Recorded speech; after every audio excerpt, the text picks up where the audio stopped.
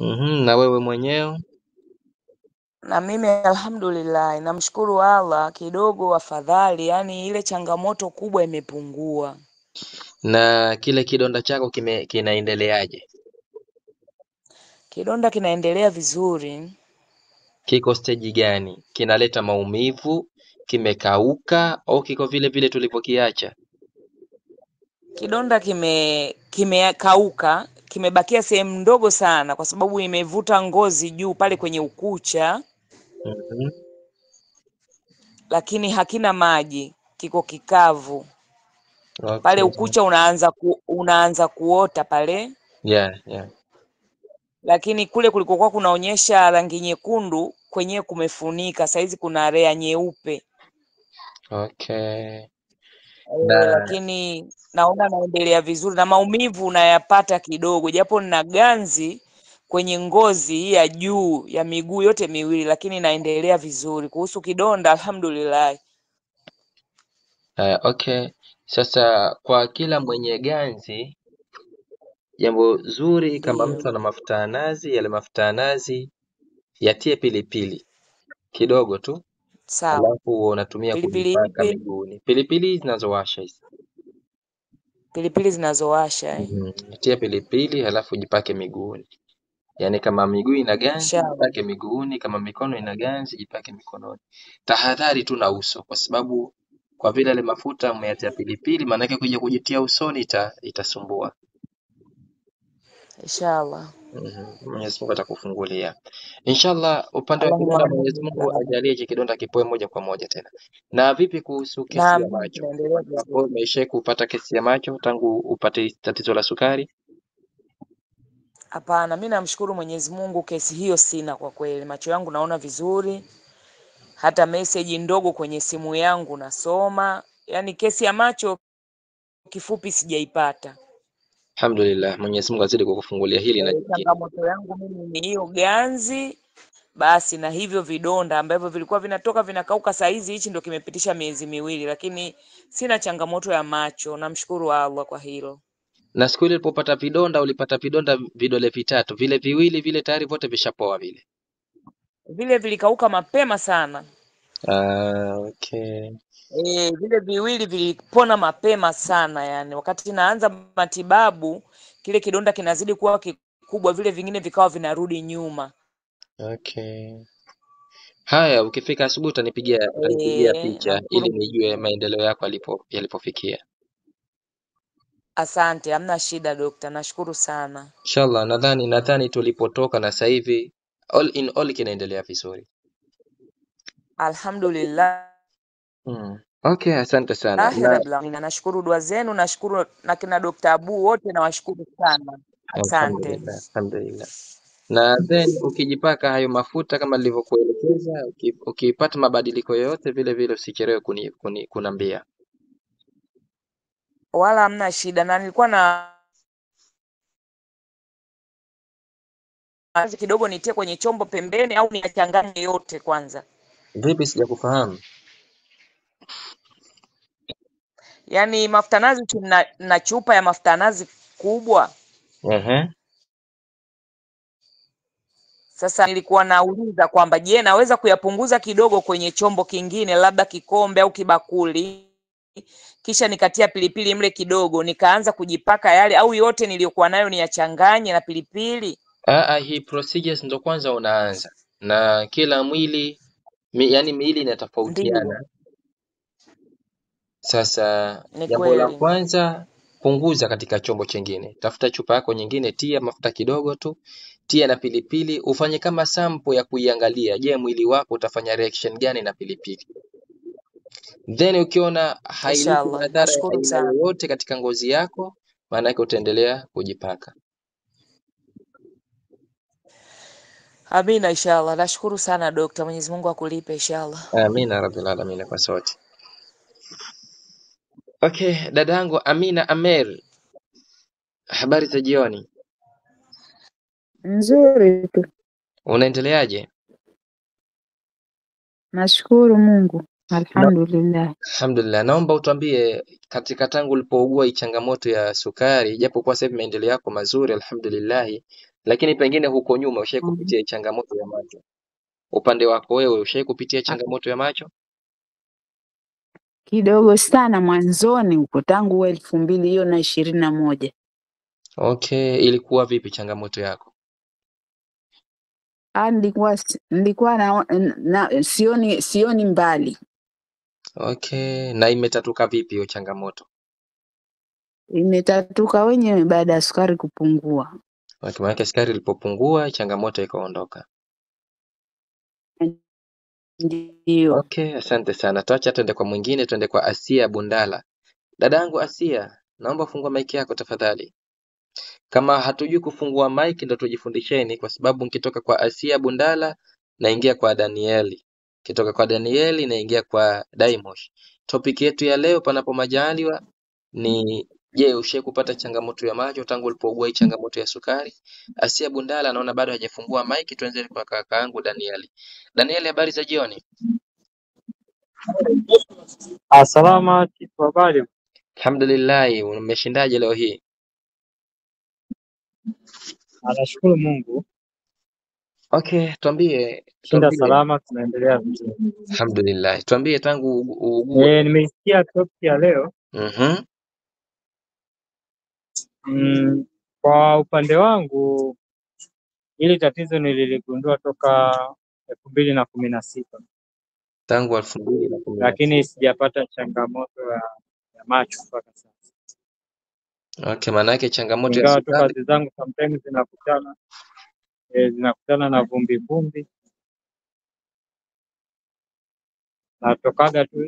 inatokaga tu hali ya macho kuingia vumbi, natumia tu dawa za kawaida, basi yanakaa vizuri.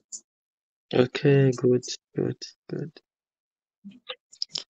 Hongera sana na Mwenyezi Mungu azidi kukulinda kuhusu changamoto ya macho, kwa vile bado haijawahi kukufika katika mwili wako, isikufike. Naam. Halo, unanisikia Danieli? Nakusikia. Nakwambia kwa vile hii changamoto haijawahi kukufika, Mwenyezi Mungu aendelee kukulinda isije kukufika. Amina. Okay, asante. Naomba ufunge mic yako tuende kwa Dimosh, alafu tunaingia kwa Eliwasa. Dimosh, naomba fungua mic yako. Tukitoka kwa Eliwasa tunaingia kwa Esther John. Dimosh nadhani yuko mbali na mic yake. Tuende kwa Eliwasa, naomba fungua mic yako tafadhali. Eliwasa. Salamu alaikum. Wa alaikum salam wa rahmatullahi wa barakatuh. Hali yako? Habari za jioni? Alhamdulillah, Dokta, na nyie mnaendeleaje? Sisi tunamshukuru Mwenyezi Mungu tunaendelea vizuri. Umeshindaje leo hii? Wallahi si jambo, alhamdulillah. Haya, naomba utambie, nadhani topic ya leo umeisikia. Tangu ulipopata hii changamoto ya kisukari, je, ushawahi kupata changamoto ya macho? Yaani mimi changamoto ya macho nimepata ya kuto kusoma. Kuto kusoma maana yake? Hapa navaa miwani. Nikiwa nasoma navaa miwani. Okay, good. Imekupata tangu lini hiyo? Sasa hivi kama mwaka mmoja ndio zaidi. Kama mwaka mmoja. Maana yake solution mara kwanza nilipata. Okay, solution ulioifanya wewe ndio umepata. Mara ya kwanza nilikuwa sina, Dokta.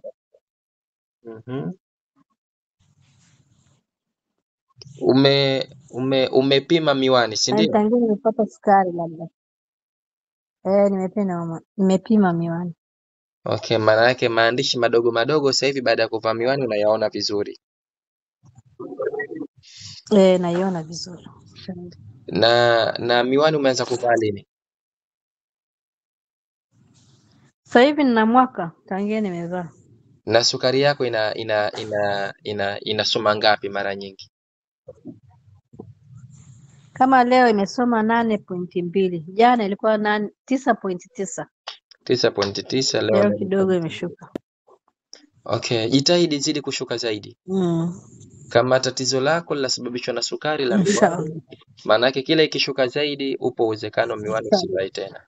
Kwa maana ujitahidi, uko katika sehemu sahihi. Inshallah. Inshallah Mwenyezi Mungu azidi kukufungulia. Twende Inshallah. kwa Eliwasa, Amin. twende kwa Esther John, halafu twende kwa Eliwasa. Esther John, naomba ufungue mic yako dadangu Esther. Eliwasa, naomba ufungue mic yako tafadhali. Hawa wote wako mbali na mic. Twende kwa Fabian Mwalongo. Kakangu Fabian, habari za jioni? Nzuri dokta, habari ya jioni pia. Alhamdulillah, umeshindaje?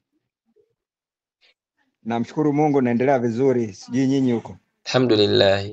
Kwanza baadhi ya changamoto zako actually mimi nazijua, ambao wengi pengine huwa hawasijui, lakini nichukue nafasi hii kwa kukupa hongera kutokana na sukari yako kuwa iko 5.1. Hongera sana kwa hili. Nimeangalia takriban wiki 2 mfululizo. Nashukuru sana dokta. Mwenyezi Mungu akufungulie hili na jingine. Na unategemea lini kwenda Amin. kupima A1C? Nategemea Jumatano ya kwanza ya mwezi unaofuata. Jumatano ya kwanza ya mwezi wa 7. Ndio. Okay, basi kabla Jumatano ya kwanza ya mwezi wa 7, mimi nikushauri kitu kuwa wiki ya mwisho nataka tupime ile glucose random test. Yaani baada ya kula saa 1 au masaa mawili uanze kupima sukari. Sawa sawa. Ile wiki ya mwisho. Tuweze kuangalia kongosho na insulin resistance katika mwili wako ikoje. Sawa, lakini kama juzi nilipima nikakutumia kwenye nani ile nyingine ambapo nilipata 5.8. Yaani baada masaa mawili baada ya kula baada ya kula. Na jana baada ya kula nimepata 6. Leo baada ya kula nimepata 6.2. 6.2. Hongera sana, zote zimesoma vizuri. Hongera sana. Nashukuru sana. So basi hivyo vipimo vitatu vinaleta matumaini. Maana yake hicho kipimo kinatakiwa kisome kuanzia 7 kushuka chini, 7.0 kushuka chini. Ingekuwa 7.1 tu, maana yake tungekuhesabu katika pre-diabetic.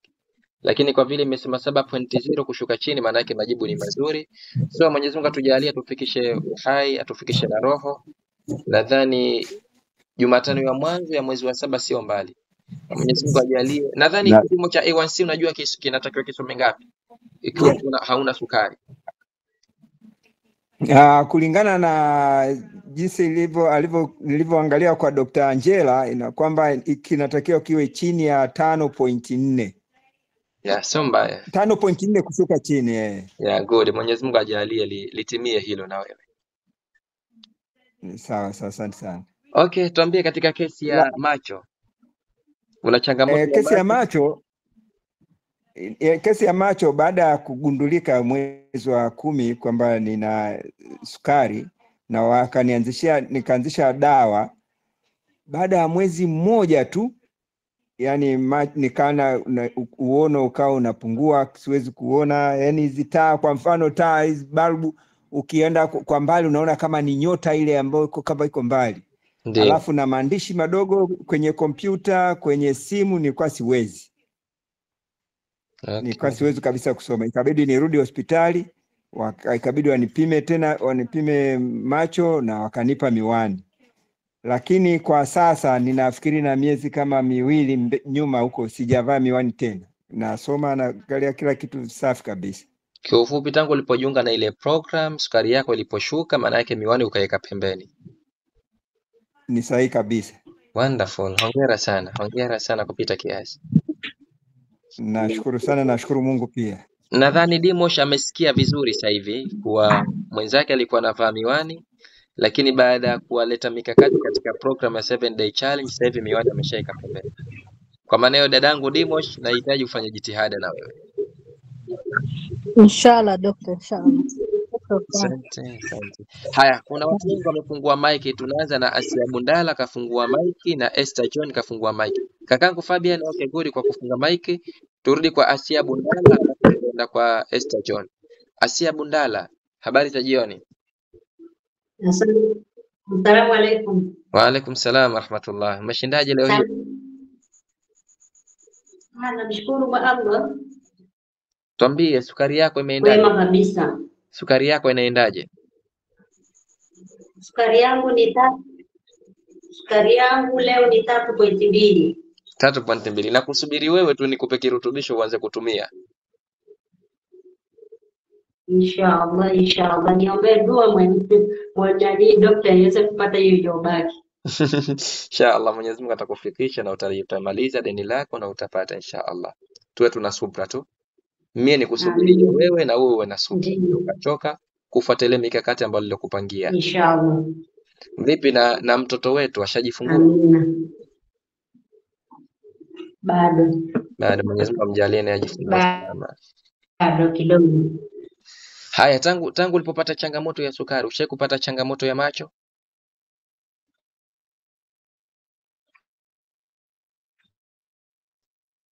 Asia Bundala, tangu ulipopata changamoto ya sukari, ushapata changamoto ya macho? Naona network imemtoa. Nasikilikana nadhani? Hello? Ndio, Unasikilikana tunakusikia. dokta? Good. Nadhani Nakusikia. Asia Bundala ndo network yake sio nzuri. Twende kwa Naam, dada yangu Asia, unanisikia? ndo nasema hivi. Naam, nakusikia. Nakwambia Nasema kwamba changamoto ya macho ninayo kabla ya sukari. kabla ya sukari. Changamoto yako ikoje?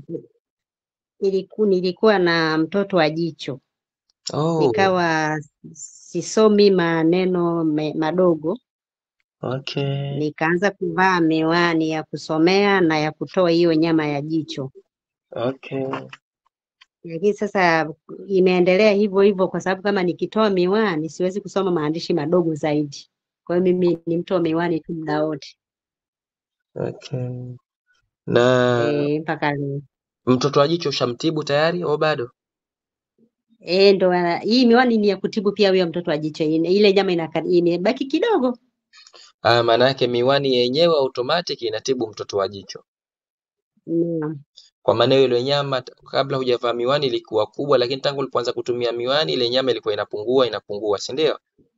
Imeshapungua, ilikuwa imeshafika kwenye ile mboni ya jicho nyeusi, lakini sasa hivi haipo kabisa. Okay, Mwenyezi Mungu akufungulie hili na jingine. Amina, Okay, inshallah. kesi yako nyingine Mwenyezi Mungu azidi kukulinda, lakini still tujitahidi msimamo wako usikudili nao pale pale, kwa sababu sukari yako alhamdulillah umeimanage na iko vizuri sana. Napenda sana hivyo. Basi inshallah. Nashukuru sana. Okay, asante. Naomba ufungie mic yako tuende kwa Esther John. Dada yangu Esther, habari za jioni? Salama, habari za saizi? Nzuri, umeshindaje leo hii? Namshukuru Mungu, leo nimeshinda vizuri kiasi. Alhamdulillah. Niambie, tangu upate changamoto ya sukari, ushawahi kupata changamoto yote ya macho? Ndiyo. Changamoto yako ikoje? Nilikuwa na uoni hafifu, macho hayaoni, siwezi kusoma maandishi madogo, mpaka nikaenda nikapima macho, nikapewa miwani. Nimetumia miwani mwaka jana nzima, lakini kuanzia mwezi wa 3 mwaka huu sijavaa miwani mpaka leo. Okay. Hujavaa miwani, macho yanaona vizuri au huipendi tu miwani?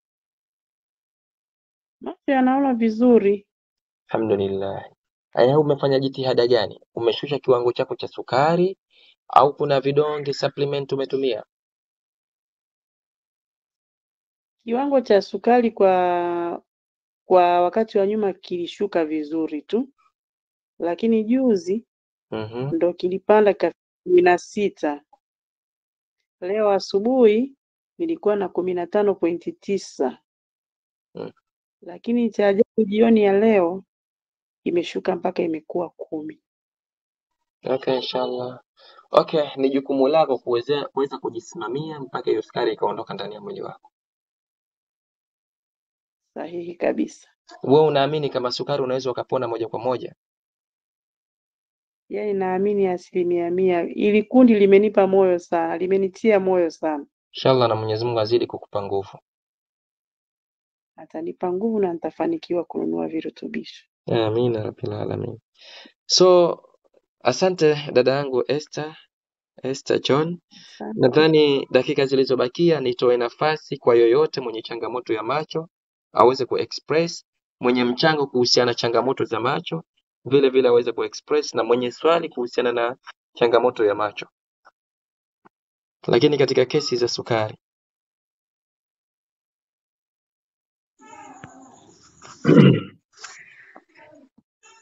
Muhammad Ibrahim, kakangu Muhammad, karibu. Assalamu alaikum. Wa alaikum salam wa rahmatullahi wa barakatuh. Habari za usiku? Habari alhamdulillah nzuri sana. Sijui habari za kwako?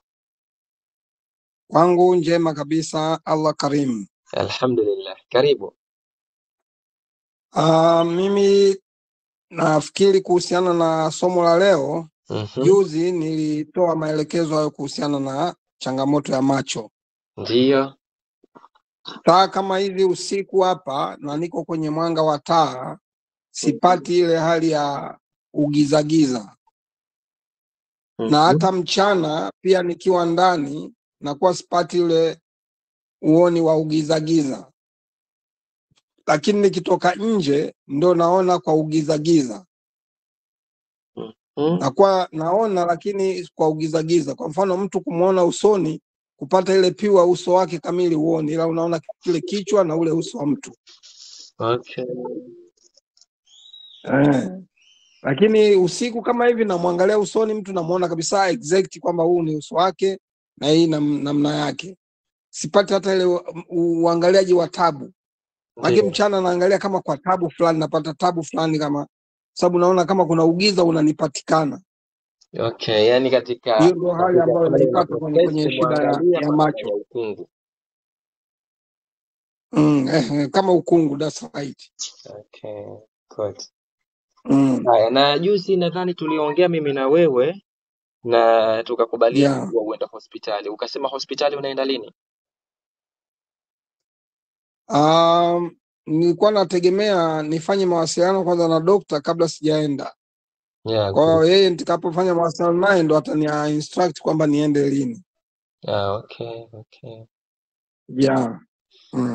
Asante kakangu Muhammad. Hili nitaliongelea japo kidogo swala lako au katika kesi hii ya macho ili yoyote mwenye experience na hili aweze kufanya maamuzi ya haraka kabla hajachelewa. Sawa. Okay, good. Dada yangu Mariam, kama ulifungua mic. Karibu. Asante. Asalamu alaykum dokta. Wa alaykum salam wa rahmatullahi wa barakatuh. Habari za jioni? Salama, tumeshindaje? Sisi tumeshinda vizuri, sijui wewe. Nimeshinda salama pia. Karibu.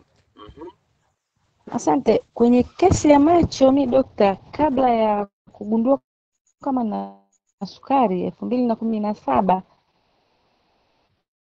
wakati niko chuoni nilivaa miwani.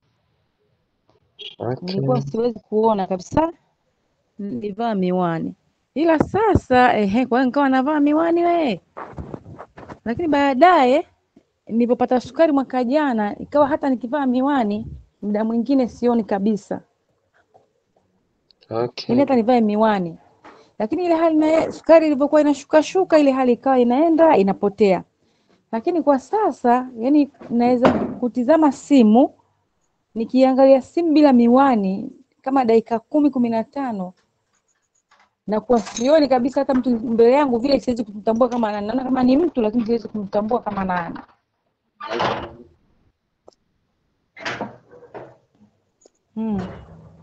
Haya, na kesi ya sukari. Sukari umepata mwaka gani na miwani umeanza kuvaa mwaka gani? Miwani nimeanza kuvaa tangu 2016 mwezi wa 6. Na sukari? Sukari nimepata mwaka jana mwezi wa 10. Okay. Kwani kuna watu wanavaa miwani? Wapo wanavaa. Ulipoenda hospitali umeambiwa changamoto ni ipi? Au umeambiwa solution ni miwani tu? Nina shida ya kuona jirani. Una shida ya kuona karibu? Karibu, sioni karibu Lakini mbali unaona vizuri? Mbali naona vizuri kabisa. Okay. Haya, asante, na hilo nadhani tutaliongelea japo kidogo. Asante Mwingine sana. mwenye kesi ya macho, mwenye mchango wowote anaotaka kutia nyama. Haya, okay, mie hili nadhani niliongelee kidogo, na hili nimeliongelea kwa sababu nimebahatika Mfumo wa jana na mic. leo. Dadangu Suena, unataka kuongea?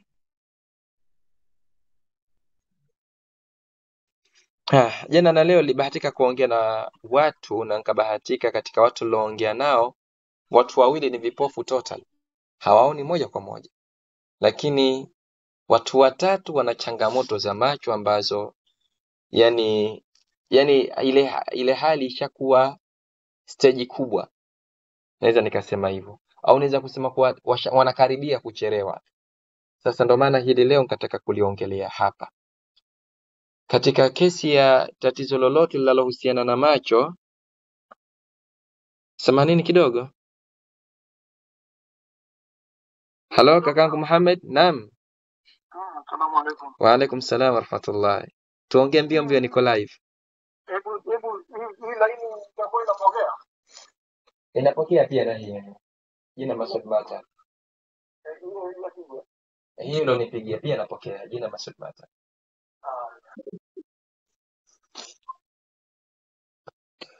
Okay, so baada ya kuongea nao ndo nikabaini hilo, nikasema hili jambo nililete huku kwa ajili ya maslahi ya watu wote. Hii ipo hivi, kila mmoja nadhani anajua, upo uwezekano ukawa na tatizo la sukari, ukakaa nalo zaidi ya miaka 5, especially type 2, bila kujua kuwa wewe una tatizo la sukari. Mpaka litokee jambo likushtue roho, mpaka litokee jambo likutie stressi, ndio ile sukari itakuja itajidhihirisha. Mara nyingi inakuwa hivyo. Kwa sababu ukipata sukari kwa umri wako bado kijana, miaka 40, 45 au kushuka chini, manake una nguvu, unakuwepo active. Ile athari ya sukari hauioni mpaka litokee jambo likushtue. Umeachishwa kazi, sukari basi itapanda, ndio utajijua una sukari. Umefiliwa, sukari itapanda, ndio utajijua una sukari. Au umepata mshtuko wa aina nyingine yoyote, au pengine sometimes stress tu za kazi, utajijua kuwa una sukari. Sasa kitaalamu, mwenye type 2 ya sukari akijigundua tu kama yana type 2 ya sukari, kipimo cha pili anachotakiwa yeye kufanya ni kupimwa macho. Kwa nini anatakiwa kupima macho? Kwa sababu tatizo la sukari linalohusiana na macho tunasema ni silent killer disease, ambayo inaitwa retinopathy. Yani ni maradhi ambayo yanakuua kimya kimya bila wewe mwenyewe kujua. Maana yake hata ukija kufika kudetect mimi nina tatizo la macho, upo uwezekano baadhi tunasema zile tissues zinazohusiana na jicho, retina, zinakuwa tayari kuna nyingine zishaanza kufanya kovu au zishaanza kuathirika au zishajiondoa ile sehemu yake. Kwa maana hiyo mtu kajigundua tu nina sukari, hata kama macho hayana tatizo, kama una uwezo basi pima macho. Yani hili liwe jambo la pili baada ya kubaini wewe una sukari. Ukishaweza hivyo, kama sukari yako huwezi kuikontroli, huwezi kuishusha ikawa chini ya 6 au chini ya 5, maanake unatakiwa upime macho kila mwaka. Upime macho kila mwaka. Au kama sukari yako umeishusha chini ya 5 ama chini ya 6, hapo unaweza kwa maintain bila kukuletea athari yoyote. Kwa sababu unaweza ukawa na sukari lakini usipate tatizo la macho. Lakini sukari, kiwango cha sukari kikikopo juu ndani ya damu yako, basi matatizo ya macho lazima yatakuathiri. Na hii kwa nini yanakuathiri? Kwa sababu mabadiliko ya sukari yakibadilika, kuna vitu ndani ya mwili wako vinabadilika, hatimaye kuna baadhi ya mishipa muhimu inaziba, inatengenezwa mishipa mingine. Hii mishipa mingine inayotengenezwa hii ndio inakuja kuleta hilo tatizo.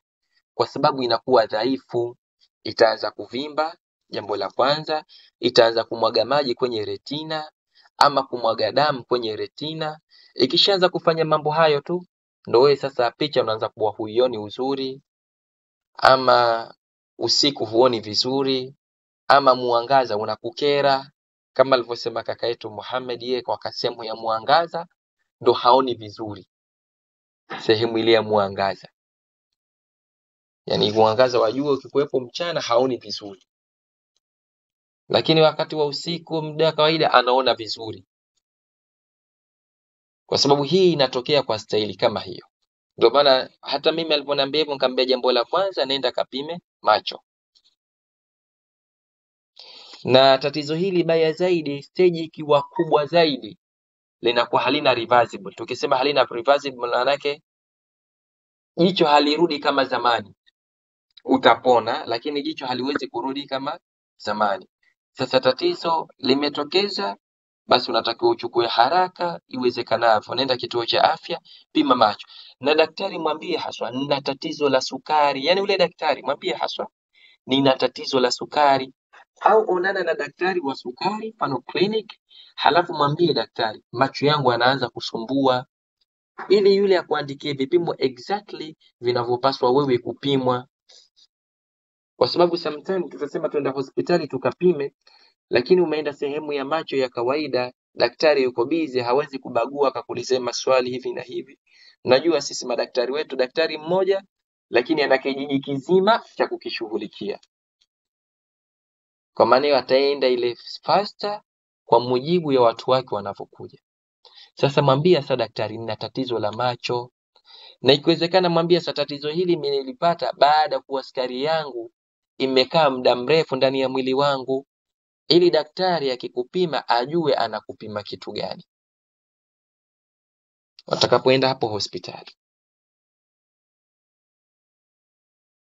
Sasa hili ndio jambo kubwa ambalo kila mmoja anatakiwa awe makini nalo, kwa sababu katika kesi ya macho kuna retina inaweza ikaharibika, kuna lenzi inaweza ikaharibika, kuna kufanya kovu ndani ya jicho, kuna mishipa ya damu ndio hiyo kuziba. Yote haya yanaenda kuathiri macho, na haya yote yanasababishwa na kiwango cha sukari kuwa kingi ndani ya mwili wako au kukaa na sukari kwa muda mrefu.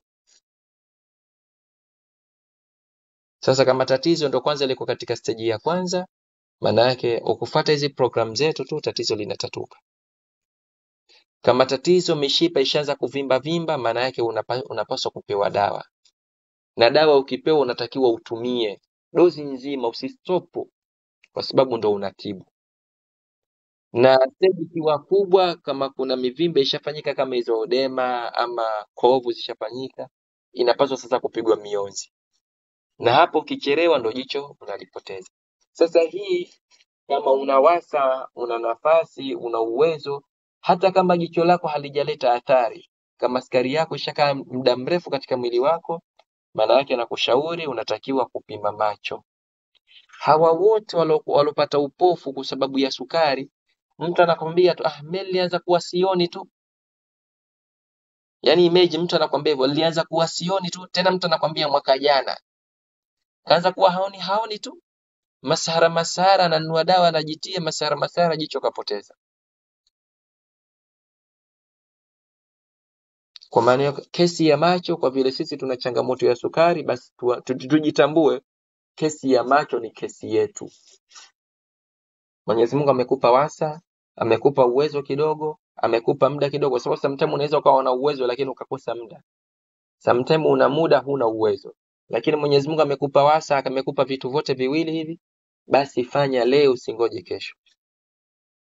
Ukingoja kesho umechelewa. Fanya leo. Maana yake kama mambo yako yako vizuri, basi Jumatatu nenda hospitali kafanye vipimo. Sio Jumatatu basi iwe wiki hii inayofuata. Hili litakusaidia. Katika kesi nyingine, mfano kama aloongea dada yangu Mariam hapa, yeye anasema tangu 2016 kapata tatizo la macho. Kesi ya macho kusema kweli ni uwanja mpana sana. Na ukiwa na sukari unapata kichaka. Mtu anaweza akasema mimi macho yangu kwa sababu ya sukari. Sometimes mtu anaweza akasema macho yangu kwa sababu ya uzee. Mambo tofauti.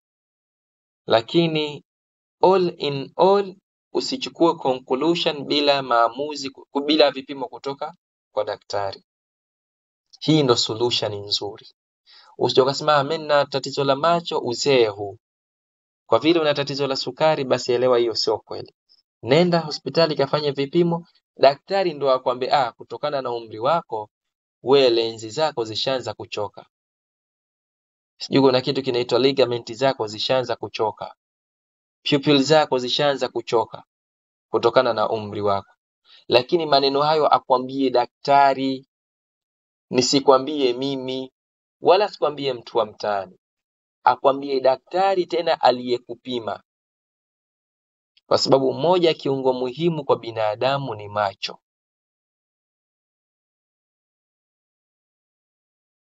Nadhani nimefahamika hili.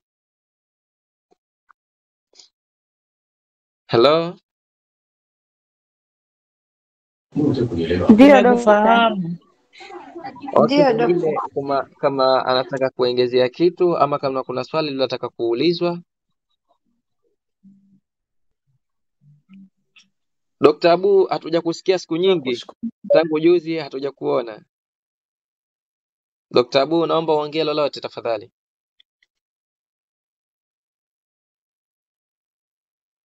Bila shaka Dr. Abu yuko mbali na mic yake. Esther John, umefungua mic. Esther John, unataka kuchangia nini? Karibu. Mimi nakushukuru kwa elimu, endelea kutusaidia. Asante, tuko pamoja kwa hili. Mwingine mwenye mchango, mwenye mawazo? Okay, good. Kwa vile hakuna la ziada. So kakangu Muhammad, baada ya kufanya conversation na daktari wako, ukishaenda kufanya vipimo, naomba utupe na sisi feedback. Huenda pengine matokeo yako ama result zako na zile zitazidi kutufungua. Hello. Hello? Sawa, nimekusikia Sawa. dokta, nimekusikia dokta, na nitafanya hivyo inshallah. Shukran, asante sana. Assalamu alaikum. Wa alaikum salam Dr. Abu, karibu. Asante, Asante habari ya kaka kazi? Muhammad. Nzuri, habari za wewe? Salama. Mwalimu Dr. Masudi, umeongea vizuri habari ya watu kufanya jitihada na macho, Ya, asante. hususan si macho tu, hususan yote yanayoambatana na sukari. Sahihi kabisa. Wapemba wana msemo wao, wanasema Wapemba, Yasini ni dua lakini na mbio uwe nazo. Yani sio unasoma Yasini tu, Yasin al-Qur'an al-Hakim innaka, wakati wewe umekaa simba anakuja atakutafuna. Unasoma Yasini hali ya kuwa unakimbia. Ni kweli. Ndo Yasini ni dua na mbio uwe nazo. Yani unaomba Mungu hali ya kuwa unachukua jitihada na wewe. Kwa hiyo thamani ya kitu chochote kile huwezi kujua, hata kucha. Yani hii kucha hii huwezi kujua thamani yake mpaka itakapokuondokea, ndo utajua kwamba kumbe hii kucha ilikuwa ina thamani. Hili jicho hili, kumbe mpaka itakapokuondokea ndo utajua thamani yake. Kwa hiyo jitihada zinatakiwa. Ni hayo tu Maalim. Asante sana kwa kutilia nguvu na kwa kushikilia sehemu ambayo tulikusudia kuifikisha. Na nadhani kwa leo inatosha, ni saa 3:22. Kwa wale ambao watu hawajatuma ripoti, basi huu muda mzuri wa kutuma ripoti. Kama asubuhi muda wako unakuzonga, basi tuma ripoti usiku kabisa kama ushamaliza kula chakula chako cha jioni, na asubuhi unapima, unatupa kipimo Hello? chako kilichokuwa sahihi. Hello kakangu Ramadan. Dokta. Naam, tunakusikia. Naam. Karibu. Assalamu alaikum. Wa alaikum salam wa rahmatullah. Asante sana. Mimi nilikuwa nimepata changamoto tu juzi na jana na leo. Nilikuwa nasumbuliwa na tumbo. Okay. La kuharisha. Ndio. Nikaenda hospitali baada ya kuona nimezidiwa. Nikapewa dawa aina mbalimbali za kutumia, lakini katika dawa nilizopewa mojawapo ilikuwa kuna dawa ile aina ya kama glucose hivi ya powder, unatia ndani ya maji drop kama lita 1, ina ladha kama machungwa. Okay. Unasikia dokta? Yeah, nakusikia. Lakini sasa ile ina sukari. Okay. Sasa nikajaribu kutumia, lakini ina sukari ndani yake. Ndio. Inakuwaje? Ile kwanza, ikiwa mtu amepata tatizo la kuharisha ama la kutapika, ile huwa anapewa, na ile lengo lake ni kurejesha Ndio, maji mwilini, kwa sababu mtu akiharisha ama akitapika anakuwa ndio, amepoteza maji mingi mwilini. Sasa wewe naam, umetumia ile, sio kama ni chakula, umetumia kama ni dawa kwa kurejesha maji mwilini mwako. ndio. Kwa maana hiyo si tatizo. Okay, sawa. Sio tatizo. Ilikuwa ni hilo tu na Okay. asante Samahani, sana, nashukuru. Okay, wala samahani kidogo Dr. Masud. Naam, karibu. Yaani kwa ile ORS Ndio, imechanganywa hii ni mchanganyo wa sukari na chumvi, na huyu ndio. anachanganya lita moja ya oro. Sasa kama ana shida ya sukari, kwanza syrup nyingi, kama mtu ana shida ya sukari inapanda, syrup ambazo zile zimechanganywa na sukari, kama sukari inakuwa inapanda mara kwa mara, si nzuri kwake. Sasa hii oro, kama sukari itamsumbua, anaweza akaiacha. Ni kama ulivyozungumza vizuri kabisa kwamba inasaidia kurejesha maji mwilini, kwa sababu unapotapika na kuharisha unapoteza maji. Kwa hiyo kwa kuitumia kama yenyewe, na hata ukikosa ORS unashauriwa uchukue chumvi na sukari mwenyewe nyumbani uchanganye. Sasa sukari sisi ndio tunaiogopa, kwa hiyo anaweza kuangalia kama itamsumbua, anaweza kuacha, lakini ziko dawa nyingi anaweza akatumia tu kwa ajili ya kustop kuharisha, hiyo ORS akaweka pembeni, alafu akanywa maji tu ya kutosha. Sawa, nimekueleweni, lakini sukari yangu mpaka sasa iko vizuri, kwamba iko ina round kabla sijala kuniko 4 pointi au 5 pointi, nikila inasogea katika 6 pointi. Iko kama namna kama hiyo. Unaweza kutumia, usizidishe sachet moja.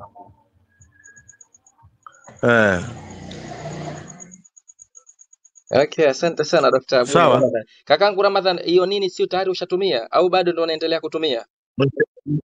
Nishatumia, nilipoa paketi 2 na nishatumia. Sababu nilikuwa kidogo hali sio nzuri. Okay, maana na mimi nilivyofahamu kwa tayari ushatumia. Asante sana Dr. Abu. Ndio. Asante sana Dr. Abu, asante sana na kaka yetu Ramadhan. Na asante sana. Kwa wale mfano mtu anapewa dawa alafu ambazo ana mashaka nazo, manake katika group yupo Dr. Abu ambao ni pharmacy nzuri tu, manake unaweza kufanya consultation naye na yuko vizuri zaidi kuliko hata mimi, kwa sababu yeye hiyo ni fani yake haswa. Okay. Okay, kakangu Ramadhan, hilo limepita. Inshallah Mwenyezi Mungu azidi kutupa nguvu. Asante sana. So kwa haya machache naomba tusisahau kupiga screenshot. Kuna wingi ambao hawapigi screenshot akatuma ndani ya group. Ukipiga screenshot ukatuma ndani ya group, unawahamasisha na wenzako kesho waweze kuhudhuria. Tusisahau kesho Jumamosi na Jumapili hakuna live mpaka Jumatatu Mwenyezi Mungu akipenda. Kwa haya machache nimekutakia usiku mwema. Inshallah na wewe pia Dokta. Asante. Asante sana.